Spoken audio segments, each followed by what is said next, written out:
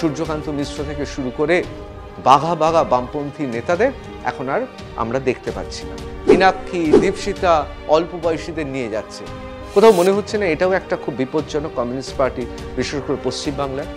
জ্যোতি বসুকে প্রধানমন্ত্রী না করাটা, জ্যোতি বসু বলেছিলেন ঐতিহাসিক ভুল, আমি আজও মনে করি ঐতিহাসিক ভুল। যদি আপনাকে প্রার্থী করা হতো দমদমে, সুজন চক্রবর্তীকে যদি যাদবপুরেই দেওয়া হতো, তাহলে কি দুটো আসনেই ফলাফল আরো ভালো হতো কিনা? আমাদের ভুল জোটসঙ্গী নির্বাচন বাংলার মানুষের কাছে প্রত্যাখ্যাত হয়েছে। মমতা বন্দ্যোপাধ্যায়ের মতো বিরোধী নেত্রী বকটুই থেকে শুরু করে এসএসসিতে উনি যদি এখন বিরোধী নেত্রী হতেন, সরকারি বোধহয় ৩-৪ বার পড়ে যেত। আমি নিশ্চিত অন্তত এটা মমতা ব্যানার্জির কাছ থেকে শেখা উচিত।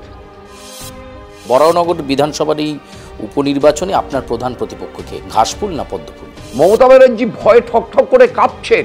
এই যে আপনার লাল টুপি, লাল শার্ট, লাল শালু, এটা কি শুধুই স্টাইল স্টেটমেন্টের জন্য? তোমার কাছে আমার একটা ছোট্ট অনুরোধ আছে, তুমি একটা জয়া ভাদুরী খুঁজে দাও।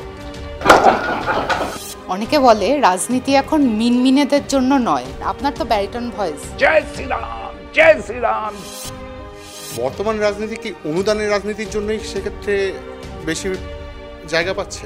রাহুল গান্ধী ঘোষণা করেছেন ইন্ডি জোট যদি সরকারে আসে জুলাই মাস থেকে ১ লক্ষ টাকা বাৎসরিক এককালীন দেওয়া হবে।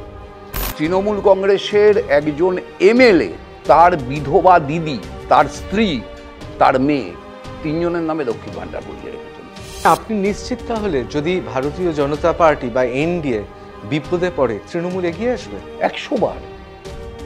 অন্য কোনো উপায় নেই তৃণমূলের, না হলে তো গোটা মন্ত্রিসভাটা জেলে চলে যাবে। বামেদের অন্দরমহলে আপনার এবং সুজন চক্রবর্তীর একটা দুটো আলাদা গোষ্ঠী রয়েছে, এবং আপনার গোষ্ঠীটা একটু ওজনে কম ভারী, তাই জন্য আপনি বিধানসভা, সুজন চক্রবর্তী লোকসভায়। আপাতত কান ধরছি, তারপরে নাক মুলছি। যা খুশি অপবাদ দিন, এই অপবাদটা আমায় দয়া করে দেবেন না। তৃণমূল কংগ্রেসের বিরুদ্ধের ভোট ভাগ হওয়া মানে সায়ন্তিকার সুবিধা, তৃণমূল প্রার্থীর সুবিধা। সায়ন্তিকাকে পছন্দ আর সজল ঘোষকে এত পছন্দ। বিজেপি রাজনীতিতে দেশের প্রধান শত্রু।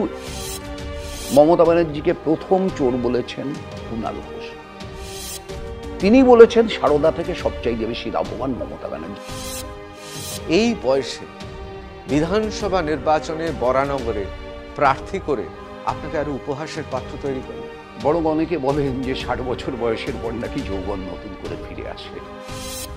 দেখুন দ্য নিউজ রুম প্লাস ২৯শে মে বুধবার রাত ৯টায়।